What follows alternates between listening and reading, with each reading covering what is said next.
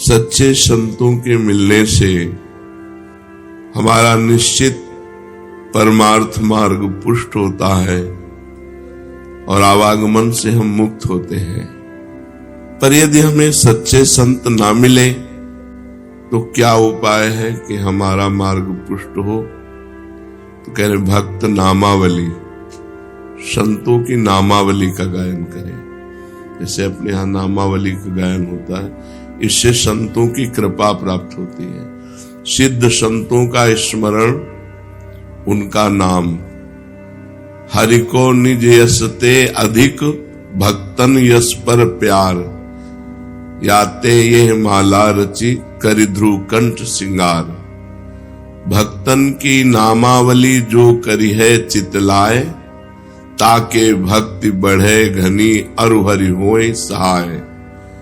अजहु सोच विचार के गहि भक्तन पद ओट, हरि कृपालु सब पाछिली क्षमि है तेरी खोट। आज भी सोच विचार लो कि तुम्हारे में क्या सामर्थ्य है। यदि भक्तों का चरण आश्रय ले लिया तो भगवान तुम्हारी सारी गलतियां माफ कर देंगे और आपकी भक्ति घनीभूत हो जाएगी। काम क्रोध आदि का प्रवेश नहीं होगा भक्ति में, यदि रोज भक्त नामावली का गायन स्मरण पूर्वक किया जाए। मन कहीं और ऐसे गा नहीं, ध्यान पूर्वक एक एक भक्त का स्मरण करते हुए यदि भक्त नामावली का गान हो तो सच्चे संतों के मिलन जैसा ही कार्य वो कर देंगे। आजकल लोग प्रायः संत महात्माओं की निंदा करते हैं। इसका कारण क्या है? जो विषयासक्त हैं, जो कामनाग्रस्त हैं, जो अज्ञान विमोहित हैं, वो अपनी मंद बुद्धि की कसौटी पर संतों को कसा करते हैं। उनकी मंद बुद्धि होती है तो अपनी बुद्धि के अनुसार वो संतों और महापुरुषों को पहचानने के लिए सामर्थ्य है नहीं, इसलिए वो बाहरी बातों को लेकर के संत महात्माओं पर दोषारोपण करने लगते हैं और उनकी निंदा करते हैं और अश्रद्धा करके अपना पतन कर लेते हैं। जहां किसी संत महापुरुष की निंदा हुई तो अश्रद्धा हुई, तो हमारा पतन हो जाता है। संतों को पहचानने के लिए परम पवित्र निरहंकार रहित भगवत बुद्धि चाहिए। वो भगवत बुद्धि जब हो जाएगी तो खुद आप संत हो गए, तो सब आपको संत नजर आएंगे। जब तक खुद संत नहीं हुए तब तक संत को पहचानना बहुत कठिन है। संत सेवा का प्रधान साधना क्या है? कैसे माने कि हमारी ये संत सेवा बन गई? तो संतों के बताए हुए मार्ग पर चलना ही सर्वश्रेष्ठ संत सेवा है। उत्साह के साथ, विश्वास के साथ जो संत भगवान ने आदेश कर दिया, बस वैसे हम चले। यही सबसे आज्ञा समन सुसाहिब सेवा। अगर हम अपने गुरुजनों की, संत महापुरुषों की आज्ञा का पालन करते हैं तो हमारी संत सेवा हो रही है।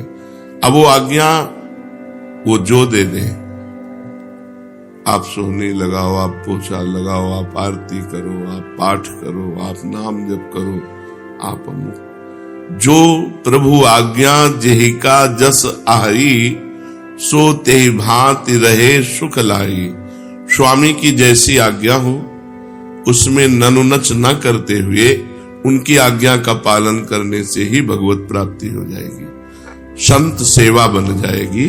उनकी आज्ञा का पालन करना।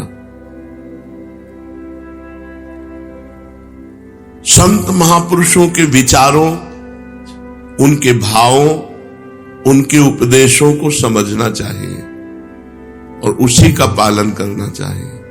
वो जो विचार अपने प्रकट करते हैं, भाव प्रकट करते हैं, उपदेश देते हैं, उसका पालन करना सबसे बड़ी सेवा है। अगर ये सेवा नहीं हो रही तो भोजन दे दिया, वस्त्र दे दिया और भी, ये कोई खास सेवा नहीं। उनकी आज्ञा का उल्लंघन कर दिया और उनको रबड़ी पवा रहे हो तो सच्चे संतों को ये अच्छा नहीं लगेगा। आप कुछ और नहीं कर रहे, बस उनकी जो आज्ञा है उसी आज्ञा पे चल रहे हैं, इतने में ही वो प्रसन्न हो जाएंगे। क्या सच्चे संत में श्रद्धा होने पर ही उनके संपर्क से लाभ होगा? पहली बात तो सच्चे संत का मिलना बड़ा दुर्लभ है। गीता में भगवान कहते हैं वासुदेवा सर्वमिति सा महात्मा सुदुर्लभा। जो पूरे जगत में भगवान वासुदेव को देख रहा है वो महात्मा बड़ा दुर्लभ है। अब बड़ी खींचतानी समाज में चलती है। कोई किसी संप्रदाय के संत की खींचातानी कर रहा है, कोई किसी की कर रहा है, कोई किसी की कर रहा है, और उनकी जिनकी खींचातानी की जा रही उनके पक्ष की उनकी कर रहे हैं। अब दोनों की सुन के लगता सत्य कौन है? सा महात्मा सुदुर्लभा, जो सब जगह एक भगवान को देखता है। ये ऐचा घसीटी एक दूसरे की निंदा, कलयुग का बहुत बड़ा प्रभाव बढ़ रहा है। किसी भी प्राणी के अंदर यदि एक बात आ गई कि वो परमात्मा सर्वत्र विराजमान है और वो भजन कर रहा है, तो वासुदेवा सर्वमित सा महात्मा, भगवान उसको महात्मा कहते हैं, सा महात्मा सुदुर्लभा। किसी संत का अनादर किसी संत की वाणी के द्वारा मुझे तो समझ में नहीं आता। भगवान ने संत की परिभाषा बताई है, सा महात्मा, वो महात्मा है जो वासुदेवा सर्वमिति। तो हम सबसे प्रार्थना करना चाहते हैं, यदि आप अपना परमार्थ बचाना चाहते हो, भगवान के मार्ग में अग्रसर होना चाहते हो, तो किसी की भी निंदा मत कीजिए। किसी की भी निंदा अगर करोगे तो आपका परमार्थ रुक जाएगा, आपका परमार्थ रुक जाएगा। जो दूसरों का हित कर रहे हैं, जो निर्विकार हैं, हम लोग पाषाण से भी भगवान प्रकट करने वाले हैं। हम सनातन धर्मावलंबी पत्थर से भी भगवान प्रकट कर लेते हैं। तो फिर जिसने हमारे भगवान को भजा उनकी हम चरण वंदना क्यों नहीं करते? जो भगवान को भजे, भगवान को हमारा सर झुकना चाहिए। हम ये नहीं कहते कि तुम वहां जाओ, लेकिन उनका नाम आते ही आदर के सहित हम निंदा किसी। एक बार कोई राम बोले तो तुलसीदास जी कहते हैं, तुलसी जाके मुख से धोक्यो निकसत राम, ताके पग की पग तली मोरे तन की चाम। और वो राम को भजकर राममय हो गए। आप क्या समझते हो? थोड़ा सा आप धार्मिक बुद्धि को अध्यात्म में जोड़िए। अध्यात्म का तात्पर्य सर्वत्र विराजमान परमात्मा में एकाकार बुद्धि, तो आपको समझ में आ जाएगा। अरे क्रूर पापी में भी भगवान देखना है, फिर जो भगवानमय हो गए हैं उनकी निंदा स्तुति। तो ये जो संतों की निंदा करते हैं, ये अपनी मानसिकता को दिखाते हैं। तो हम सबको चाहिए, सत्संगियों को, कभी भी किसी भी संप्रदाय के किसी भी संत की निंदा नहीं करनी। कोई भी जो भगवान को प्राप्त होता है वो उसी धरा को पहुंच जाता है, चाहे जहां से चले वो वहीं परमात्मा को प्राप्त हो जाता है। जो सच्चे संत हैं, तो तुम्हारी श्रद्धा हो या ना हो, उनका प्रभाव बदल देगा। अगर कहीं श्रद्धा कर लो तो बहुत जल्दी काम बन जाएगा। पर श्रद्धा ना करने से, जैसे आप सोए हुए हो, सूर्योदय हो गया है पर आपको भान नहीं है, पर जब आंख खुलेगी तब आपको सूर्य का प्रकाश दिखाई देगा। ऐसे सच्चा संत मिल गया है पर आपका परिवर्तन नहीं होगा। परिवर्तन तब होगा जब श्रद्धा की आंख खुलेगी, तब आपको प्रकाश दिखाई देगा। अगर हम श्रद्धा पूर्वक किसी संत का सेवन करें तो बहुत जल्दी परिवर्तन हो जाएगा, और अगर अश्रद्धा से भी सेवन करें तो श्रद्धा आ जाएगी, धीरे धीरे श्रद्धा आ जाएगी। पर किसी संत की बाहरी परिवेश से हम किसी संत की आंतरिक स्थिति को नहीं जान सकते। बाहरी परिवेश उनका संसारिक हो सकता है, लेकिन अंतर में उनकी बहुत ऊंची स्थिति हो सकती है। अंतर की स्थिति को कोई अंतर वाला ही जान सकता है। संतों को एकांत में रहकर मौन साधना करना ठीक है या लोक कल्याण के कार्य करना ठीक है? एक महात्मा परम सिद्ध शक्ति संपन्न एकांत में रहता है, लेकिन वहीं से जगत का मंगल करता है। सर्वे भवन्तु सुखिनः, सर्वे सन्तु निरामया, सर्वे भद्राणि पश्यन्तु मा कश्चित् दुःखभाग् भवेत्। उसकी इतनी जोर की ऊर्जा शक्ति होती, पूरे संसार के कल्याण करने के लिए उनके शरीर से परमाणु निकलकर जगत मंगल करते रहते। अगर ऐसे संत ना होते ना, तो जितना पापाचरण हो रहा है ना, तो भस्म हो जाए। ऐसी ऐसी मिसाइलें बनी है कि प्रांत का प्रांत आग लग जाए, नष्ट हो जाए।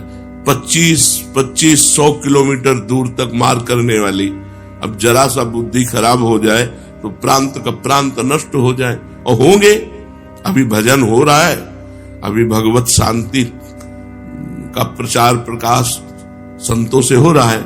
कुछ प्रचार कर रहे हैं, कुछ प्रकाश कर रहे हैं। एकांत में जो बैठकर तो उनका प्रकाश होता है, उनके परमाणु जाते हैं और हर जीव के पापों का नाश करते हैं। एक है कि जो एकांत में बैठ करके खूब भजन करते हुए शक्ति संपन्न होकर जगत का मंगल करते हैं, और एक है जो भजन करते हुए दूसरों को उपदेश देते हुए दूसरों का मंगल कल्याण करते हैं। अगर दोनों को तौला जाए तो पहले वाला श्रेष्ठ निकलेगा। अगर दोनों का तौला जाए कि कल्याण दोनों में से किसके ज्यादा होंगे, तो उसके ज्यादा होंगे जो एकांत में बैठकर भजन कर रहा, मौन, कभी बोला नहीं, पर उसमें जो भजन के परमाणु है वो जीवों का परम मंगल कर देंगे। जीवन मुक्त पुरुष महापुरुषों के द्वारा जो कर्म होते हैं, क्या वो पाप पुण्य जैसे होते हैं? जैसे एक संसारी आदमी काम करता है, अच्छा तो पुण्य हो गया, बुरा तो पाप हो गया। तो जीवन मुक्त पुरुषों के द्वारा जो कार्य संपादन होता है, तो क्या वो शुभ अशुभ की तरह होता है, पाप पुण्य की तरह होता है? तो कह रहे महापुरुषों के द्वारा जो क्रिया होती है उसे कर्म संज्ञा दी ही नहीं जाती, उसे लीला कही जाती है। लीला है, वो गंगा स्नान कर रहे हैं तो उनकी लीला है, और नाली में स्नान कर रहे हैं तो उनकी लीला है। उसको कर्म संज्ञा नहीं दी जाती। जहां कर्ता ही नहीं बचा, अहंकार ही नष्ट हो गया, तो अब वो पूरे विश्व को भंडारा करा रहे तो कोई पुण्य नहीं, और उसके द्वारा कुछ लीलाएं हो रही तो कोई पाप नहीं। वो पाप और पुण्य दोनों से बड़े। अब अच्छा हो रहा है तो उसकी प्रशंसा करेंगे संसारिक, और अगर उनकी बुद्धि के खिलाफ हो रहा है तो उनकी अवहेलना करेंगे। जो सिद्ध संत होते हैं, देखो इसी में परीक्षित जी को संशय हो गया था कि धर्म के लिए भगवान ने अवतार लिया। रात्रि में एकांत में गोपिकाओं को बुला करके रास करना, ये क्या धर्म के विरुद्ध नहीं हुआ? परीक्षित जी के इसी प्रश्न से रास का विश्राम कर दिया कि ये तो, जबकि परीक्षित जी लोक संग्रह के लिए प्रश्न, तब उन्होंने कहा कि जो भगवान शंकर जैसे हैं, वो विष का पान किया, दूसरा पान करे तो मर जाएगा। ऐसे ही जो महापुरुष है, वो जो कर रहे वो हमें नहीं करना, वो जो उपदेश कर रहे और उपदेश से जो उनके आचरण मिले वो करना, बकाया नहीं करना। वो महापुरुष है, उनकी लीला है, वो क्या कर रहे। तो क्या महापुरुषों के द्वारा पापाचरण भी होता है क्या? ये तो साधनावस्था में ही छूट गया था, तो सिद्धावस्था में कैसे हो सकता है?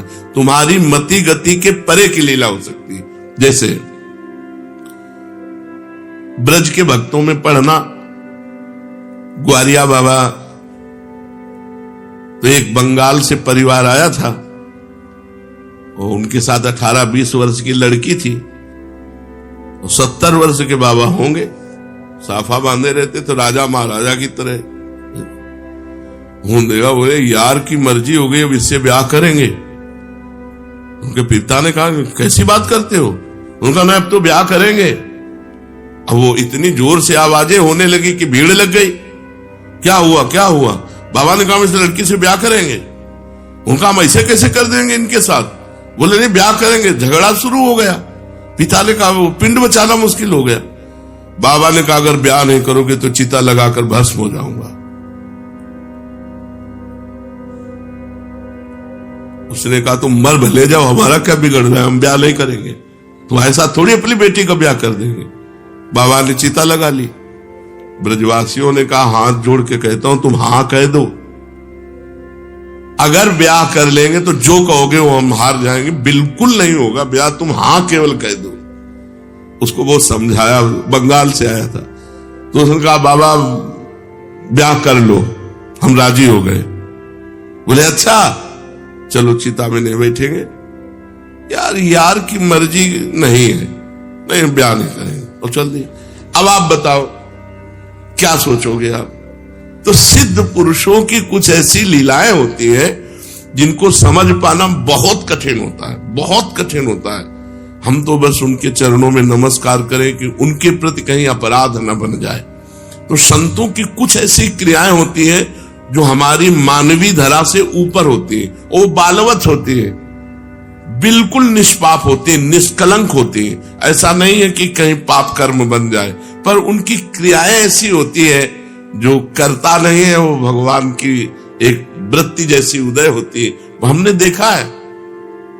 ऐसे सिद्ध महापुरुषों के दर्शन में गंगा किनारे एक से एक, उनको मस्त राम कहते थे।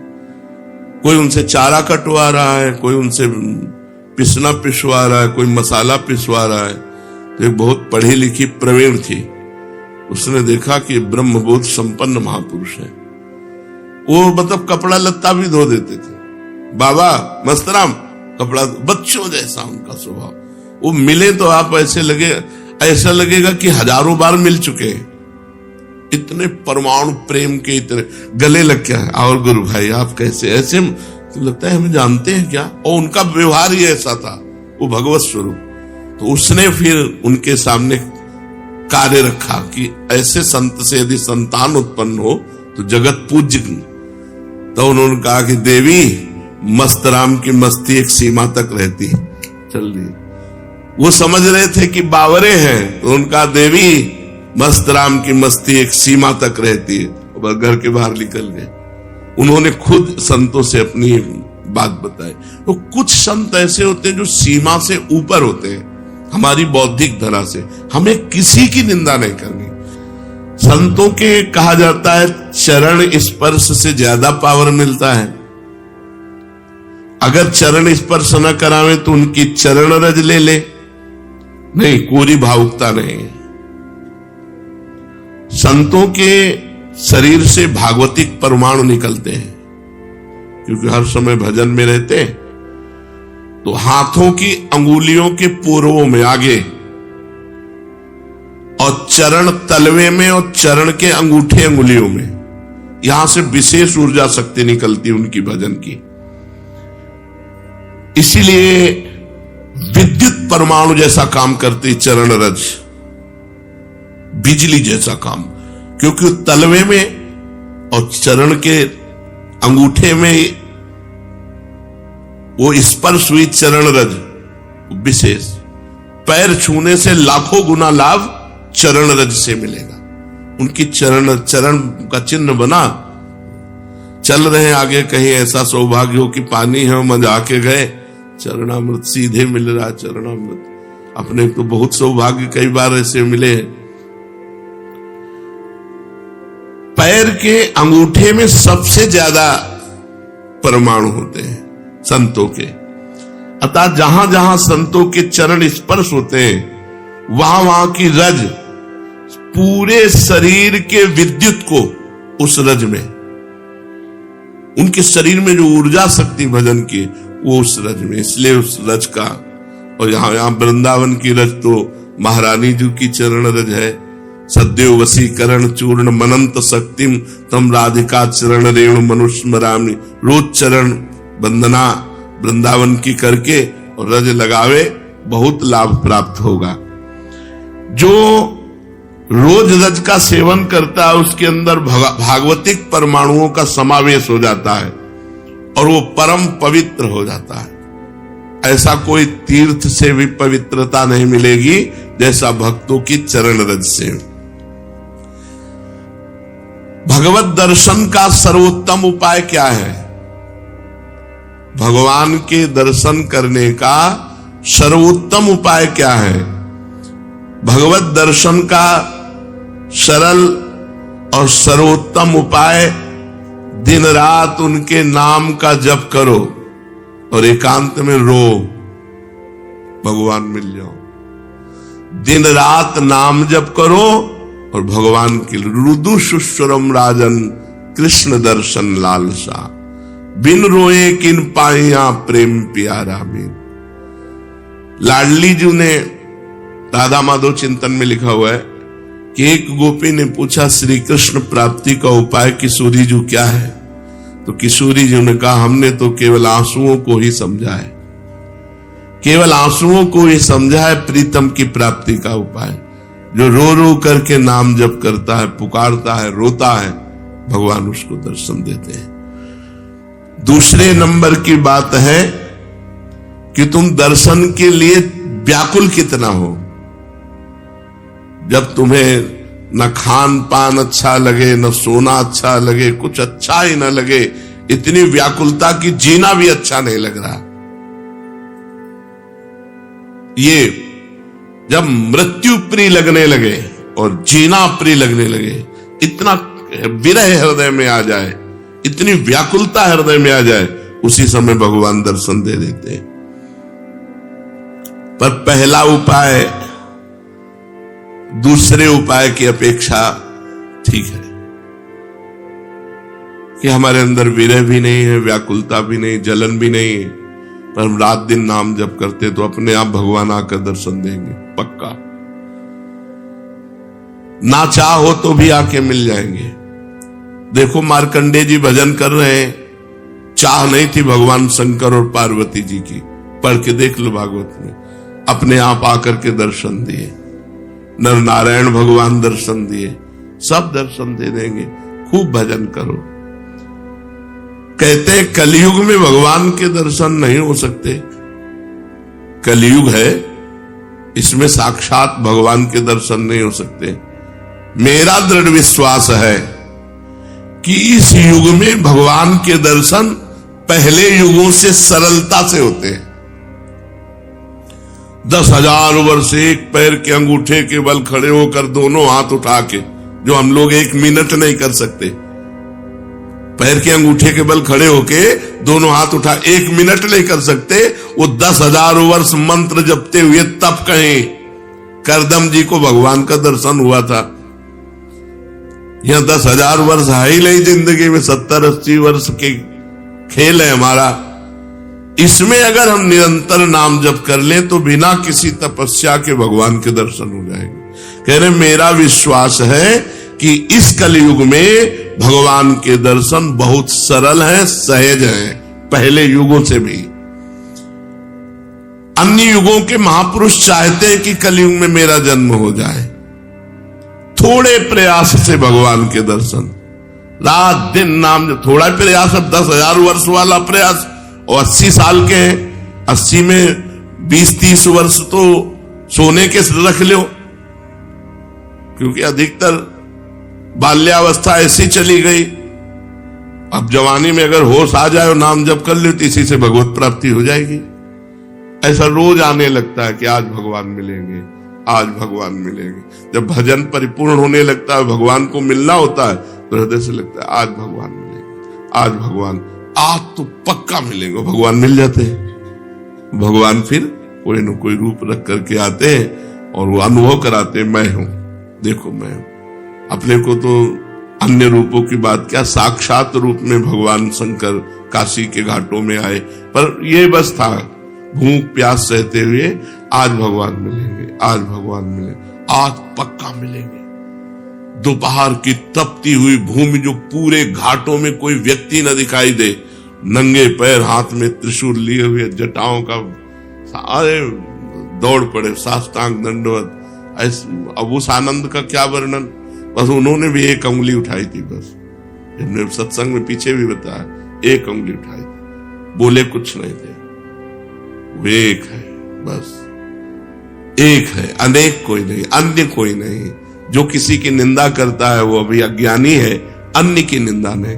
यहां तो पापी की भी निंदा नहीं की गई है। ये क्रूरापि पापिनो न च सताम संभाष्य दृश्यास्य सर्वान वस्तुतया निरीक्ष परम स्वाराध्य बुद्धिर्मम। मेरा दृढ़ विश्वास है कलयुग में थोड़े ही भजन से भगवान का साक्षात्कार हो जाता है, क्योंकि अल्पायु है हम लोगों की। भगवान के दर्शन कैसे होते हैं? कैसे कैसे कैसे भगवान के दर्शन होते हैं? जप से, तप से, बड़ी बड़ी साधनाओं से भगवान के दर्शन होते। कैसे होते? भगवान मेरे हैं और अब बस मुझे मिलना है, मुझे प्रियाजू से मिलना है, मुझे प्रभु से मिलना है। बस बहुत सरलता की बात है। भगवान मेरे हैं। जितना मां से प्यार है, जितना बहन से प्यार है, जितना शरीर से प्यार है, जितना पुत्र से प्यार है, उतना भगवान से प्यार हो जाए, भगवान मिल जाएंगे। उनको तो थोड़ा भी प्यार दे दो तो मिल जाएंगे वो, पर थोड़ा भी प्यार नहीं है, कैसे भगवान मिले? कौन भगवान से मिलना चाहता है? किसको व्याकुलता हुई? कौन रात भर जगा भगवान से मिलने के लिए? कौन कई दिन भूखा रहा भगवान से मिलने के लिए? ये बातें हैं। सबकी ममता ताग बटोरी, मम पद मन ही बांध बर डोरी। अब प्रभु के सिवा मेरा कोई नहीं, मेरे तो गिरधर गोपाल, दूसरों न कोई। हृदय व्याकुल है प्रभु के मिलने। वो इतनी तक तो पहुंचना ही नहीं पड़ता, इसके पहले ही वो हृदय और मानस में छाने लगते हैं, फिर साक्षात्कार तो अपने आप हो जाता। इतना नहीं पहुंचना पड़ता, मारो नहीं, सहज सरल आनंद, व्याकुलता आनंद भरी। और उतने में आप थोड़ा करके देखो, आपकी भावना में आते हैं कि नहीं प्रभु? अभी देखो आप जितना भजन करते हो उतनी भावना में आते हैं कि नहीं? देखो आप तो वैसे आपकी भावना के सामने है, और जब गाढ़ भावना हो जाएगी तो ये आपसे बात करने लगेंगे। वो है, कोई कण ऐसा नहीं जाना हो। तो जब आप भावना कर रहे हैं तो आपकी भावना में जो झांकी आई वो आए हैं प्रभु, वो केवल कोरी भावना नहीं है। क्या साधना करते करते साधन के बल से भगवान मिल सकते हैं? नहीं। कि आप खूब साधना कर रहे हो, साधना का आपको बल है, उससे भगवान मिल जाएंगे? नहीं, उसका फल मिलेगा आपको, तप लोक, महालोक, जनलोक, ब्रह्मलोक और भी, लेकिन भगवान नहीं मिलेंगे। भगवान का मिलने का एक ही उपाय है कि वो कृपा कर दे, वो कृपा कर दे। कोई साधक चाहे कि अपने तपोबल से, अपने साधना के बल से भगवान को बांध के सामने खींच के लाए, ऐसा कोई तपस्वी नहीं पैदा हुआ, ऐसा कोई साधक नहीं पैदा हुआ। कितना भी साधन किया जाए, कितना भी योग किया जाए, परंतु भगवान के दर्शन सिर्फ भगवान की कृपा से होते हैं। वो देखकर द्रवित हो जाए कि बहुत तप कर रहा है, बहुत साधन कर रहा है, थक गया है, अब द्रवित होके भगवान दर्शन दे दे। लेकिन कोई अपने तपोबल से, कोई ये कि मैं साधना कर रहा हूं, भजन बल से भगवान को अधीन कर, ऐसा नहीं कर सकता। वो जब भजन करते हुए दैन्य भाव, तो भगवान द्रवित हो गए और वो दर्शन दे दिए। क्या जैसे हम दो मित्र मिलते हैं ऐसे भगवान से मिलकर वार्तालाप कर सकते हैं? हाँ, अवश्य। यदि आपके अंदर भगवान से प्रेम उदय हो चुका है तो भगवान आपसे दो मित्रों की तरह एकांत में मिलकर परस्पर वार्तालाप कर सकते हैं। बिल्कुल, इच्छा जगाओ, मिलने की इच्छा जगाओ। जब एकांत में भक्त और भगवान बातें कर रहे हैं तो दूसरा देख सकता है, दूसरा सुन सकता है? नहीं। मान लो यहीं बैठकर भगवान से बातचीत हो रही हो, तो जैसे नारायण स्वामी थे, अरे भाग तो भाग, कितना भागेगा, और कपड़ा समेट के पीछे भागते तो लोग देखते कोई नहीं सामने, बाबा पागल हो गया। कुसुम सरोवर तक दौड़ के आते, फिर लौटते, फिर मुखारविंद तक दौड़ के जाते, फिर वहां। जब प्रेमी जनों ने पूछा तो बोले हमारी उसकी छुआछुई हो रही, वो देखो सामने दौड़ रहा है, मैं उसे पकड़ रहा हूं। लेकिन सबको लगता कि पागल हो गए हैं क्या, दौड़ रहे हैं। कहते भाग तो कितना भागेगा, आज मैं पकड़ के छोड़ूंगा और सामने कोई है नहीं तो लोग पागल ही तो समझते थे, तभी भक्त को एक पागल संज्ञा दे दी जाती है। श्री भगवान यदि भक्त से मिलकर बातचीत कर रहे हैं और भगवान चाह ले कि हमारे और भक्त के दर्शन करके हमारे और भक्त की बात सुन ले, तो वो सुन लेगा, अन्यथा समाज में भगवान मिलकर चले जाएंगे और वो नहीं जान पाएगा। भगवान कृपा कर दे कि इसको मेरे दर्शन हो जाए, मेरी भक्त की बातचीत सुनाई दे, तो वो सुनने में दूसरा सामर्थ्य नहीं है कि वो भगवान और भक्त की वार्ता को सुन सके या देख सके, जबकि प्रकट में होगी, पर वो सुन नहीं पाएगा, देख नहीं पाएगा। भगवान मिलने वाले हैं, कैसे पता चलेगा? उसकी पूर्व की स्थिति क्या होती कि अब भगवान मिल जाएंगे, बस अब पक्का। भगवान के साक्षात्कार के पहले उसे स्वप्न में भगवान मिलेंगे, स्वप्न में भगवान का आना होगा। फिर वो बैठे बैठे दिव्य प्रकाश उसके झलकने लगेगा, वो प्रकाश में भगवान की झांकी करेगा, जिसको साक्षात्कार होना, साक्षात स्वप्न में भगवान के दर्शन होना। ऐसे नहीं कि कोई फोटो के दर्शन हो, स्वप्न में ऐसा कि हम देख रहे हैं, बातचीत कर रहे हैं भगवान से। जागृत में बैठे बैठे दिव्य प्रकाश, उसी में भगवान दिखाई दे रहे हैं, वो भगवान से बातचीत कर रहा है। ये पहले स्थिति होगी, फिर साक्षात भगवान प्रकट होकर उसे दर्शन देंगे। प्रकाश के अगर दर्शन नहीं हुए तो भगवत दर्शन का भी अधिकारी नहीं। स्वप्न दर्शन के बाद भी दिव्य प्रकाश उसके नेत्रों के सामने छाया रहे, हर समय ललित त्रिभंगी मूर्ति सामने विराजमान है।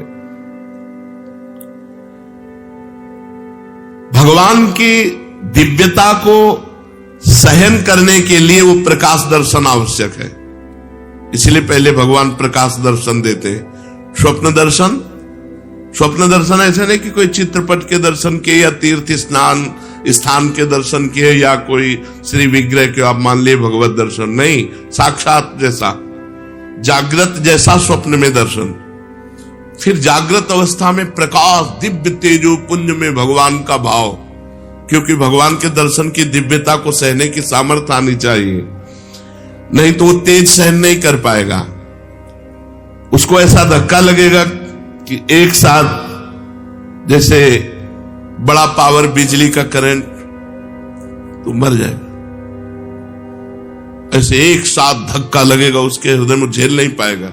इसलिए पहले स्वप्न दर्शन, फिर भावना, फिर दिव्य प्रकाश, फिर साक्षात दर्शन। साक्षात दर्शन ऐसे भगवान के ऐसे कोई जिसको समझाने के लिए बिजली का भारी करंट मार दिया जाए, झटके में वो बस ऐसे। भगवान अनंत सामर्थ्यशाली। कहते हैं तुम घर सजाओ भगवान आएंगे। हाँ, तो मन का घर, ये बाहर वाला घर सजाने से नहीं कि बाहर आप खूब सजा दो लीप पोत के, तो भगवान यहां मन रूपी घर को, मन से संसार रूपी कूड़ा निकल जाए, दैवी संपदा आ जाए, मन मंदिर बना लो, मन सजा लो, मन के दुर्गुण हटा लो, मन को संसार से खाली कर दो, भगवान आ जाएंगे।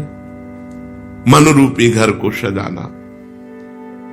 क्या भगवत प्राप्ति प्रारब्ध में लिखी है कि तुम्हें जाओ इस जन्म में भगवत प्राप्ति हो जाएगी? नहीं। भगवान का भजन संत समागम के द्वारा प्रारंभ होता है और भजन के द्वारा हमारा भाग्य नया निर्माण होता है भगवत प्राप्ति का। वो पूर्व जन्म से नहीं होता कि अगला जन्म तुम्हें भगवत प्राप्ति हो जाएगी, वो भजन से होता है। क्या प्रारब्ध बाधा पहुंचा सकता है? इच्छा प्रबल हो, भजन कस के हो, भगवान की अनन्यता हो, तो प्रारब्ध बाधा नहीं पहुंचा सकता, नहीं पहुंचा देगा। प्रारब्ध बहुत बुरा होता है। जिसे मान लो दोनों किडनी फेल, डायलिसिस, बड़ी समस्या, बड़ा परेशान, पर भगवान की कृपा से चल रहा है, साधन भी चल रहा है जो भगवान चला रहे हैं। जैसे अगर बताओ प्रारंभ में ही हो जाता, मान लो भजन शुरू किया, प्रारंभ हो गया, मार दिया ना प्रारब्ध ने, तो प्रारब्ध बाधा पहुंचा सकता है भगवत प्राप्ति में, यदि भगवान की अनन्यता न हो, भगवान की शरणागति न हो, भगवान का भजन न हो। भगवान की अप्राप्ति के संताप का क्या स्वरूप है? जिया ना जाए। भगवान के अमिलन में, भगवान के विछोह में एक एक निमेष युग के समान लगने लगे, ऐसा नहीं लगता। इसीलिए भगवान नहीं मिलते। अभी खाना पीना अच्छा नहीं, खान पान ते भावे है, नहीं कोमल वसन सुहावे, सब विषय लगे ते खा रहा है, हरि आशिक का मग न्यारा है। भगवान की लीलाओं में प्रवेश कब होता है? ये तो भगवत दर्शन की बात रही। भगवान की लीलाओं में कब प्रवेश होता है? जब भगवान की अखंड स्मृति जागृत हो जाती है, हर समय भगवान नाम चल रहा है और वो सर्वदा भगवान की लीलाओं का चिंतन करता रहता है। अपने इष्ट की लीलाओं, अखंड स्मृति और लीलाओं का चिंतन, और उसके अनुसार अपने स्वरूप को देखता रहता है। जैसे अपने लोग सहचरी भाव, भगवान सत्य हैं, सदा हैं, सर्वत्र हैं, इसलिए जैसी मन में वो लीला चिंतन करता है, जैसे ही भावना उसकी पुष्ट होती है, भगवान उसे अपने लीला का द्वार खोलते हैं कि अब तुम्हें कल्पना करने की जरूरत नहीं, भावना करने की जरूरत, आओ देखो ये लीला दर्शन करो। वो लीला में प्रवेश कर जाता है और प्रत्यक्ष की तरह सब लीला प्रसंगों में स्वयं सम्मिलित रहता है। जैसे हम ऐसे देख रहे हैं, ऐसे प्रत्यक्ष की तरह, भावना नहीं केवल, वो तब होता है अखंड स्मृति, लीलाओं का चिंतन और स्वरूप का बोध, अपने स्वरूप का बोध, सहचरी स्वरूप, गोपी स्वरूप, सखा स्वरूप। ये परम धाम क्या है? वैकुंठ लोक, गोलोक, साकेत, कैलाश, ये परम धाम है। एक है या अलग है? एक ही है और भावना के अनुसार अलग वैभव प्रकाशित हो जाएगा। धाम नित्य चिदानंद एक है। आपने भगवान शिव की उपासना की तो आपको पूरा कैलाश रूप में भगवान शिव परिकर सहित अनुभव कराएगा। राम जी की उपासना की तो वही धाम साकेत बनकर अनुभव कराएगा। श्याम जी की उपासना की वही धाम गोलोक बनकर अनुभव कराएगा। धाम एक है, वो चिदानंदमय है, तो भक्त जैसी भावना करता है वैसा अनुभव कराता है। शेष चर्चा आगे। श्री राधा वल्लभ लाल की।